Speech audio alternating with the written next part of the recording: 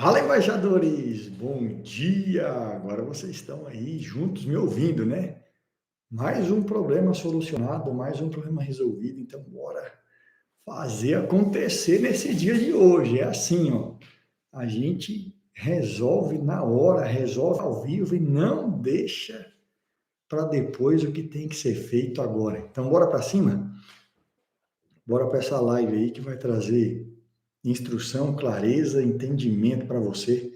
Vamos fazer com que mais pessoas estejam aqui. Então, vamos comentar, vamos compartilhar, vamos fazer com que o novo link chegue a mais pessoas.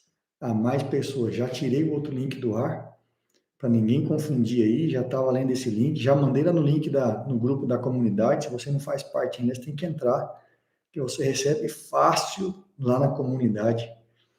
E vamos embora, bora para cima. A aula de hoje é sobre entendimento.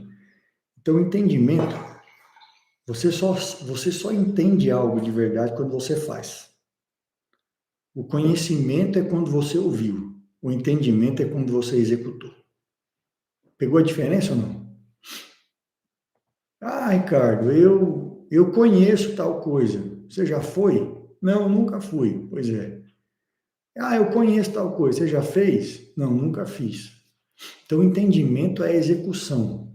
Não, eu entendo disso aqui. Como que você prova que você entende? Você já fez. Então, quando você fez, você tem entendimento. E o tema da aula de hoje é forte, hein? Quem se afasta do entendimento se aproxima da morte. A gente vê isso lá no início da Terra. A técnica do adversário foi uma técnica muito astuta usada até hoje. O adversário sabe que você precisa conhecer, entender para viver. Eu quero que você compreenda o seguinte: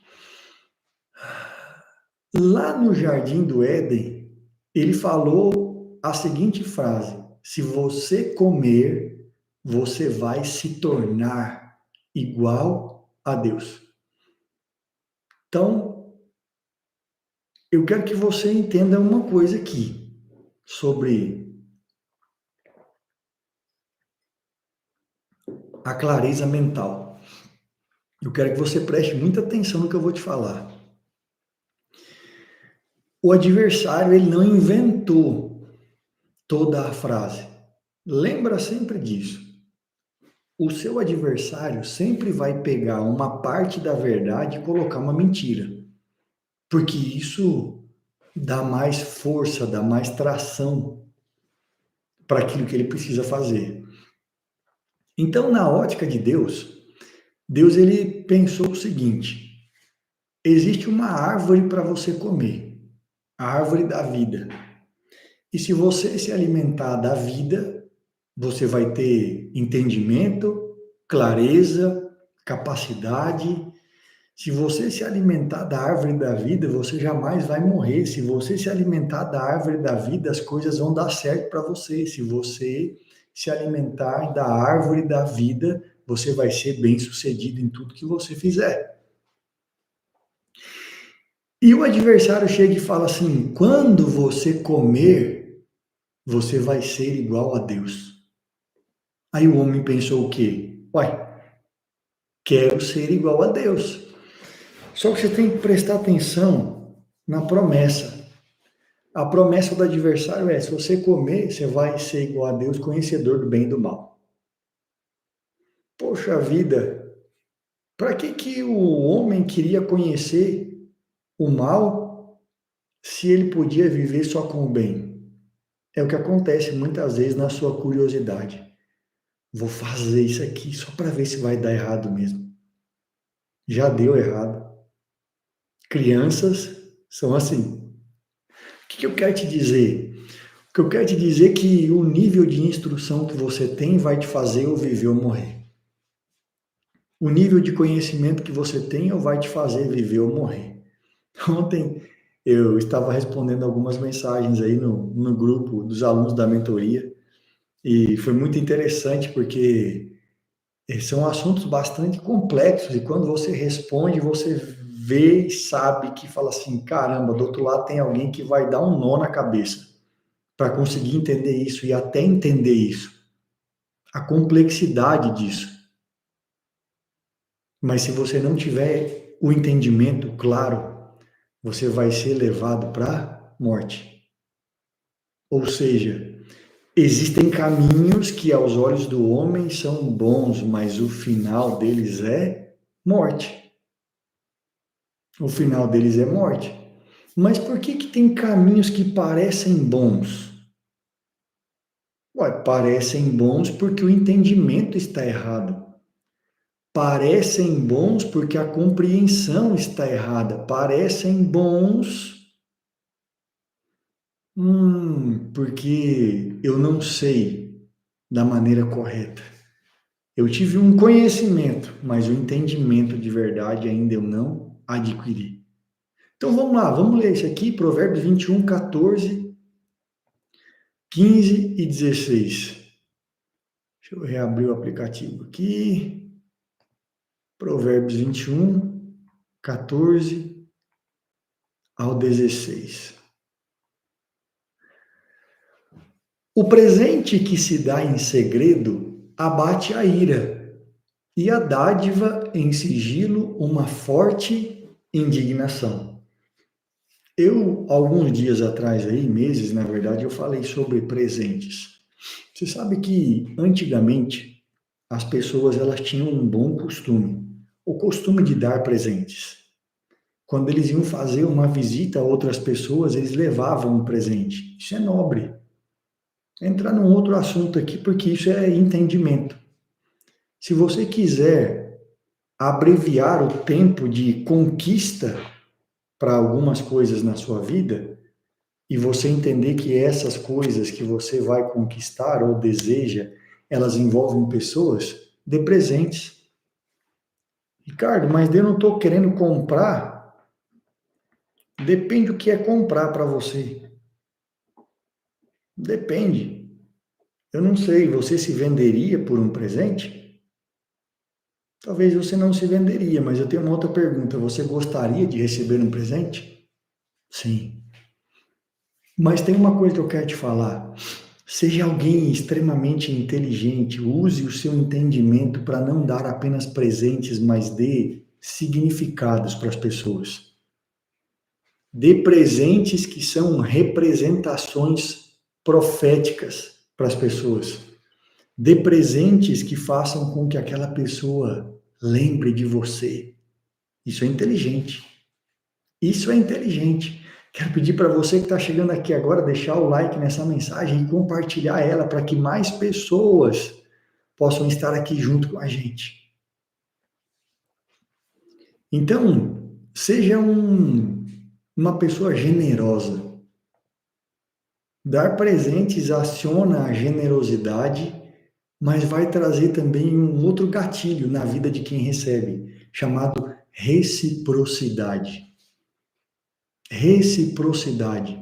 Então, use essa técnica, ela é boa e ela vai te ajudar em muitas coisas. Ela pode acelerar muitos processos da sua vida. Verso 15. Praticar a justiça é alegria para o justo, mas espanto para os que praticam a iniquidade. Essa questão da justiça é uma das coisas mais profundas na minha compreensão. Porque quando eu falo de justiça, eu não tenho como deixar de lado a justiça de Deus. Quando eu falo de justiça, eu não tenho como deixar de lado aquilo que Deus faz. Quando eu falo de justiça, eu não tenho como isentar e eximir aquilo que Deus ele fez em mim.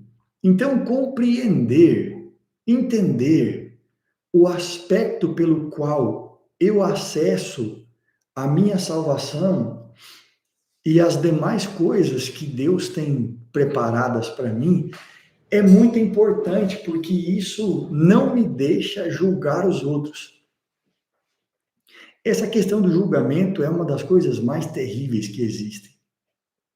Veja, Você, como um bom pai, um bom marido, uma boa esposa, uma boa mãe, você tem sim que estar atento às coisas que acontecem com as pessoas da sua casa.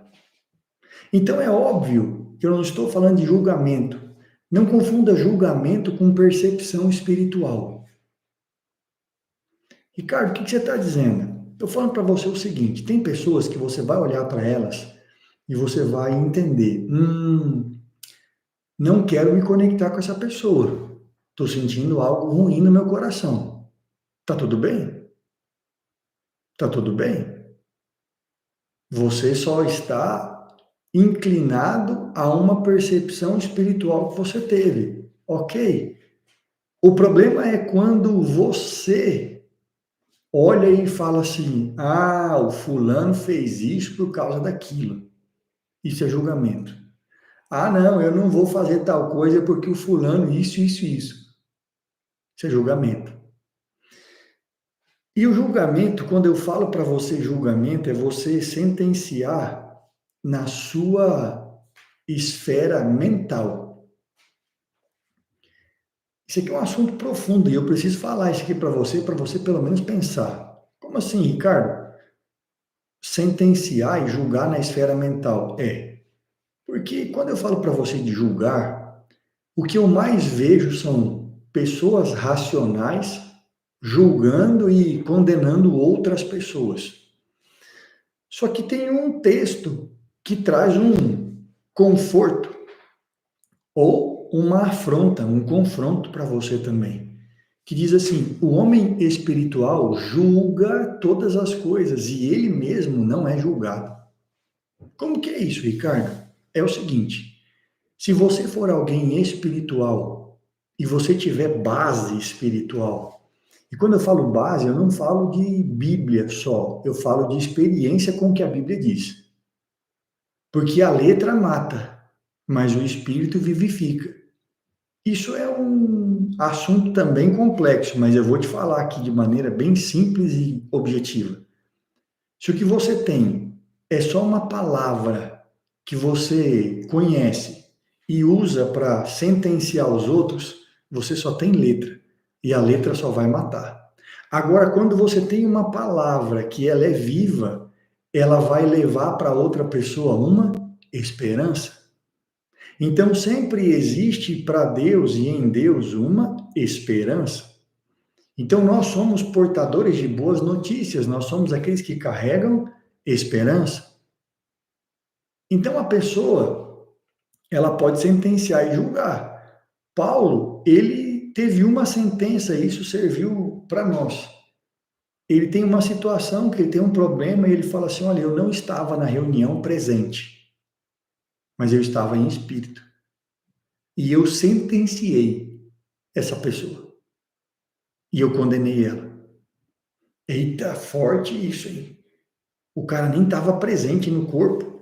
Isso é para você entender o poder que nós, como seres humanos, temos. Então é muito bonitinho você falar assim: ah, eu sou espírito, alma e corpo. Aham. E aí? O que faz com isso? Você é espírito, alma e corpo. Aham. E o que você faz com essa divisão? Bom, se você for no método Soul, você vai entender que você é espírito, que você é alma, que você é mente e que você é corpo. Então você tem 4 esferas que estão muito evidenciadas na palavra, nos princípios, e te dão base para viver uma vida diferente. Só que não adianta você saber que você tem 4 faces e não saber como ativar cada uma delas quando você precisa. Você tem que saber como. Você tem que saber usar isso. Você tem que entender que você é um ser extraterrestre. Escreve todo mundo assim, ó. Eu sou extraterrestre. Eu sou extraterrestre. Você dá conta de escrever isso ou não? Simples, né? É que você acha que extraterrestre é aquele ET feio, aquele bicho esquisito.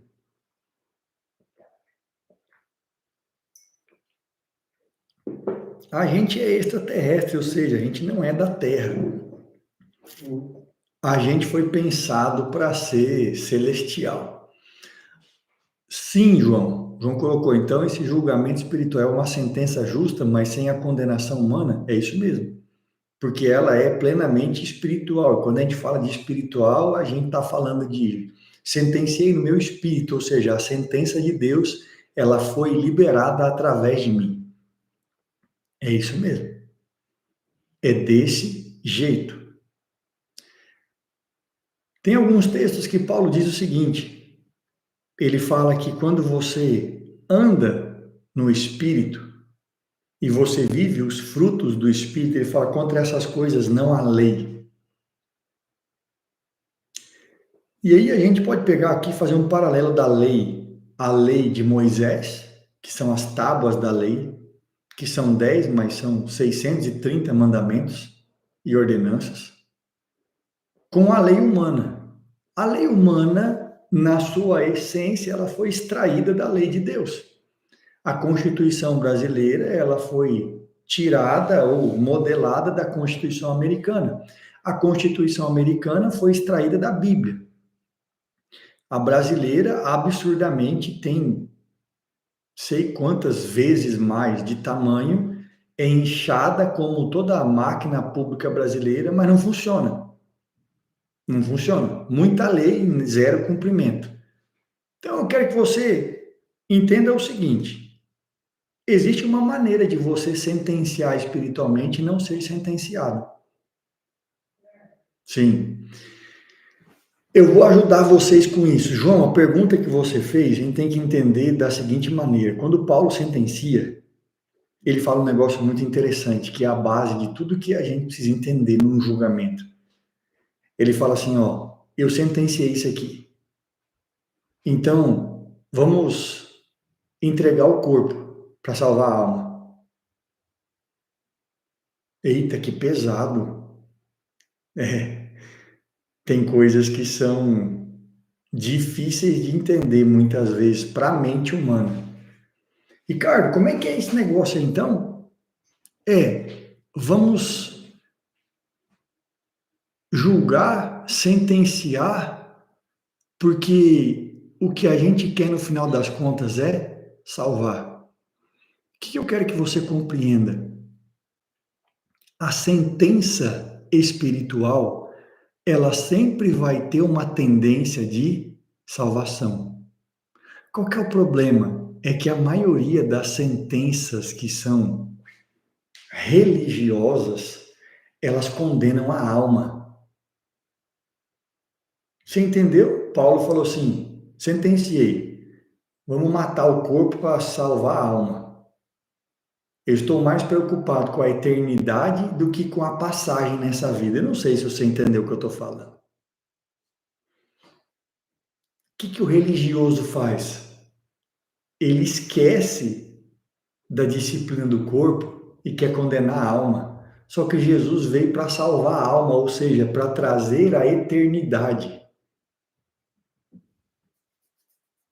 Tem coisas que são complexas, né? Para quem está ouvindo uma primeira vez.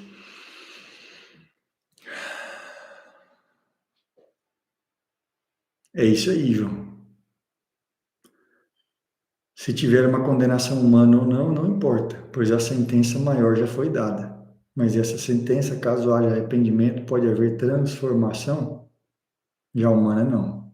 É isso aí. O homem quer condenar para tirar a eternidade, mano. É um absurdo. E Deus, ele sentencia para ver se você muda hoje para acessar a eternidade, que é o que ele deseja de fato. Então,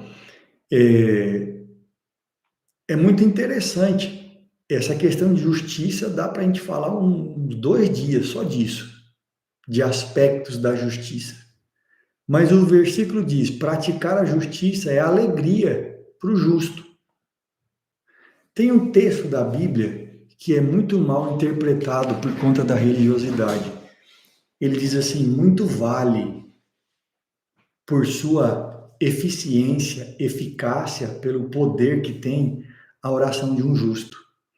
E aí, quando alguém está em desespero, ele logo pensa em alguém que é mais justo do que ele. E sempre de maneira automática, quando você vai pensar em alguém que é mais justo que você, sempre, sempre, sempre, sempre você vai pensar em alguém que tenha um título, uma função. Então, quem é mais justo? Você que gosta de título, o diácono ou o pastor? Que tem o diaconato, né, que são os servos. Ah, não, o pastor, ele é mais fera do que o diácono. Mas muitas vezes o pastor, ele está mais errado do que o diácono. E aí você vai fazer o quê? Quem é o justo? Aí o justo para nós é aquele que demonstra aos olhos humanos justiça. Só que para Deus não é assim. Para Deus não é assim. Para Deus é diferente. Para Deus é assim que funciona. Quem é justo? É aquela pessoa que se veste de roupas humanas de santidade ou é aquela pessoa que erra, mas se arrepende? É uma coisa para você pensar. Então a justiça de Deus, ela vem só de uma maneira, pela fé. Guarda isso no seu coração. A justiça de Deus vem só de uma maneira, pela fé. Eu acredito na justiça de Deus em Cristo. Por isso eu sou justo. Não é pelas minhas atitudes. Então, logo, se o que me faz justo não são as minhas atitudes, mas é a justiça que foi conquistada na cruz, então qualquer pessoa que acreditar nessa justiça também é justo. Por que muitas pessoas fogem na hora de orar por outras? Porque quando elas olham para si, elas sentenciam os seus atos, não sentenciam a justiça de Deus em Cristo. É por isso que muita gente, se morrer hoje, acha que vai para o inferno. Porque pensa assim, cara, eu não tenho condição de ir para o céu. Não, ninguém tem. Nem o bispo, nem o padre, nem o apóstolo, nem o pastor, nem o papa. Ninguém tem. Quem é que vai para o céu então, Ricardo? Aquele que crê na justiça de Cristo. Se não for assim, não sobe ninguém. Não sobe ninguém. Porque está escrito, não existe um justo sequer. Todos nasceram em pecado e na iniquidade te concebeu a sua mãe. Quem que pode ser justo? Só ele pode ser justo. Então, a justiça é uma questão de fé, não de atos. Então, você está querendo dizer, cara, que eu posso fazer qualquer coisa e continuar sendo justo? Ah, você é mais inteligente que isso, né? Paulo fala assim: o que vamos fazer com a graça? Porque onde abundou o pecado, superabundou a graça. Continuaremos pecando para que a graça seja mais abundante? É óbvio que não, é claro que não. Afinal, não vamos tornar a graça de Deus vã. Não tem saída, amigo. A Bíblia, ela fecha todas as lacunas de pensamento errado da sua cabeça e te faz entender quem ele é de verdade. Só que você tem que ler, reler e ler de novo. Verso 16. O homem que se desvia do caminho do entendimento, na congregação dos mortos será relatada. O homem que se desvia do caminho do entendimento. Caramba, que forte isso. Que forte isso. Que coisa louca. Então, o que você não pode deixar de fazer nunca na sua vida? Buscar o entendimento. E aí, buscar o entendimento é o quê, Ricardo? É entender como que Deus pensou e aplicar na sua vida. Esse é o entendimento. O entendimento nada mais é do que você viver daquilo que está escrito, mas como foi pensado por quem escreveu. O que acontece muito, e eu quero te falar, vai acontecer ainda. Você já me ouviu falar de repetição de padrão comportamental, sim ou não? Repetição de padrão comportamental. Aonde que isso acontece? Dentro das casas, isso acontece. Dentro das empresas, isso acontece. Mas dentro das igrejas, isso também acontece. Se alguém teve um entendimento, teve uma compreensão, e essa pessoa começa a falar do entendimento que teve. Falar, e em algum momento ela fala assim: vou abrir um CNPJ de uma igreja.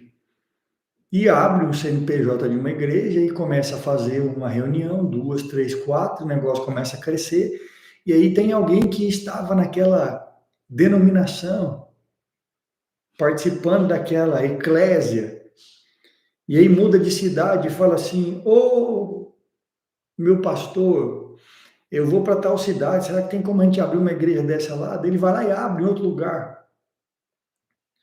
Em outro, tudo começou com uma pessoa. E essa pessoa tem uma mentalidade. O que vai ser replicado?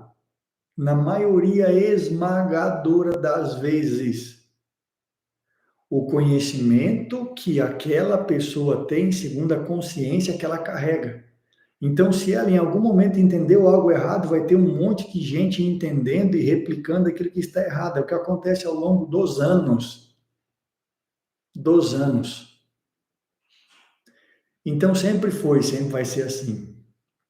Sempre vai ter o Judas que vai se revoltar e vai falar assim: não, eu vou entregar Jesus, porque se eu entregar Jesus, os soldados, na hora que forem prender ele, ele vai se levantar e vai ser a pessoa que nós esperamos, e a guerra vai começar. Vamos causar guerra contra Roma. Não deu certo. A técnica de Judas. Então tudo é uma questão de mentalidade. Só que o problema se dá no quê? Na preguiça. Preguiça de aprender. Preguiça de estudar. Preguiça de conhecer.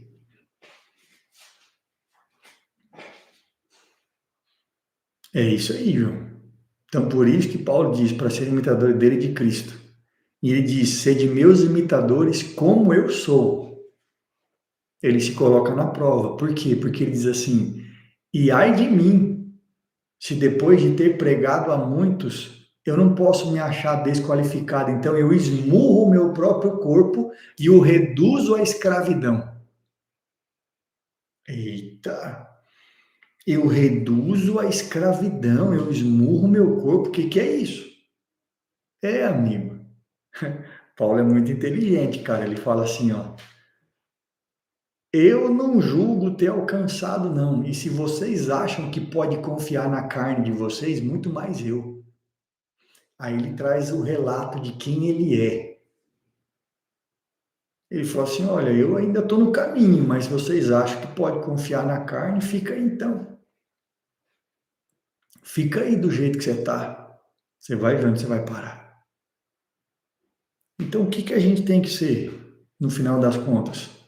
Um imitador dele. Só fazer aquilo que ele fez.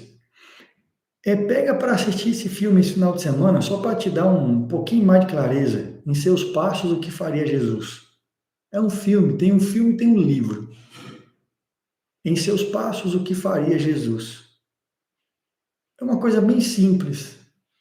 É uma pergunta que, se você usar ela no seu dia a dia, a sua vida vai mudar. Qual é a pergunta? A cada momento de decisão, você se pergunta: o que Jesus faria se estivesse aqui agora? Você quer ter intimidade com Deus, né? Faz essa pergunta aí. Como Jesus responderia? Jesus não responderia assim. Jesus não faria isso. Ele não falaria desse jeito. Negócio interessante a respeito de Jesus, que você não vê Jesus indignado com pecadores. você vê Jesus indignado com religiosos. Ele causou um transtorno no mundo religioso da época. Ele causou um transtorno. Mas com os pecadores ele era bem amigável. Ele era amigo de pecadores. Ele comia com os fariseus. Ele curou os leprosos. Talvez é o que falte nas pessoas. Porque o que a religiosidade fez na maioria das vezes? Trancou as pessoas dentro dos prédios.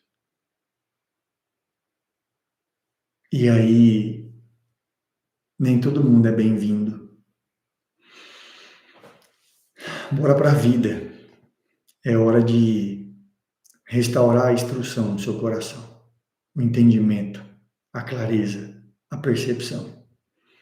E de verdade, deixa eu te falar, não se contente com o que você recebe aqui. Não se contente. É muito pouco para o que foi preparado para você. Se você quiser saltar na sua vida, fica o convite para você participar do Método Soul dias 20 e 21 do próximo mês. É um salto. Eu estou te propondo dar um salto de conhecimento e entendimento e experiência. 20 e 21. Eu sei que não são todos vocês que vão participar, porque até a salvação, que é para todos e é de graça, tem gente que não quer. Eu não tenho a ilusão que todos vocês queiram e decidam participar dessa imersão. Eu sei porque que muitos de vocês estão aqui todos os dias. Eu já sei disso. Mas eu sei que muitos de vocês têm uma vida de ficar sempre na mesma fase. Só fazendo aquilo que é mais fácil, é mais cômodo. Tá tudo bem. É a sua decisão mental. É a sua decisão de não sair do lugar. Mas é como eu falei essa semana. Eu quero ajudar quem quer ajuda. Eu quero ajudar quem quer ajuda. Então, se você quer participar do Método Soul, é como eu falei, começa no mínimo expressando isso. Digita eu quero.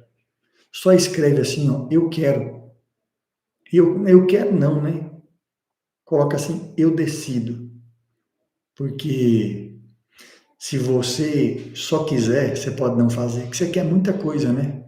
Você quer ter mais dinheiro, você quer mudar o casamento, você quer mudar os seus filhos, você quer muita coisa. Só que você não decide.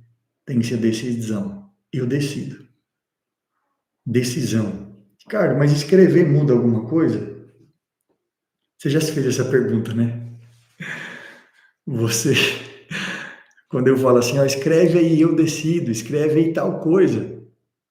Tem gente que se pergunta na hora, uai, mas escrever resolve? Não, escrever não muda nada, não. A gente nem está aqui todos os dias por causa de algo que está escrito. Para com isso, é bobagem. Quando você confessa a Jesus, você nem pede para ele escrever o seu nome no livro da vida. Escrever é coisa de gente tola, né? Escrever não faz sentido. Não, escrever é coisa pequena. Para que escrever? Para que tem escrivão, né? Para que tem cartório? Para que tem escritura? Para que tem documento? Não precisa disso, não. Fica invalidando as coisas importantes que existem na Terra. Se você entendesse o poder da escrita, você não ia ficar sem escrever uma frase que faz sentido. Não ia deixar de escrever uma frase. Você ia escrever tudo. Tudo. Você ia escrever, escrever, escrever, escrever, escrever e escrever. Beijo para você, para sua família. Deus abençoe você, sua casa. Deus abençoe seus negócios. Deus te faça crescer e florescer. E lembra, só depende de você. Tenha um final de semana extraordinário. Segunda-feira a gente está de volta aqui.